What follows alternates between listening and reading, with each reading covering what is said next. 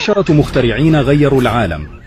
توماس إديسون عام 1879 الرجل الذي أضاء العالم، اخترع المصباح الكهربائي مما جعل الحياة أكثر إشراقا وسهولة. نيكولا تسلا عام 1891 عبقري الكهرباء، قدم لنا التيار المتناوب الذي جعل نقل الكهرباء لمسافات طويلة ممكنا. ألكسندر غراهام بيل عام 1876 بيل اخترع الهاتف وغير طريقة تواصل البشر إلى الأبد. الأخوان رايت عام 1903 الطائرة. بفضل الأخوان رايت أطلق أول رحلة طيران ناجحة. يوهانس غوتنبرغ عام 1440 اخترع المطبعة مما جعل نشر الكتب سهلا ونشر المعرفة حول العالم.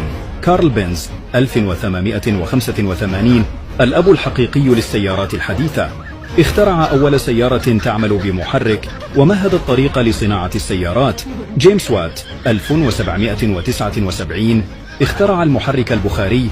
الثورة الصناعية بدأت مع محركه البخاري الذي غير شكل النقل والصناعة. لويس داغير عام 1939 اخترعوا التصوير الفوتوغرافي، أول من جعل الصور ممكنة. داغير ابتكر طريقة لتثبيت الصور وجعل الذكريات تدوم. تيم بيرنرز-لي عام 1989 الإنترنت، الرجل الذي جعل العالم متصلا، اخترع شبكة الويب العالمية التي غيرت حياتنا بالكامل.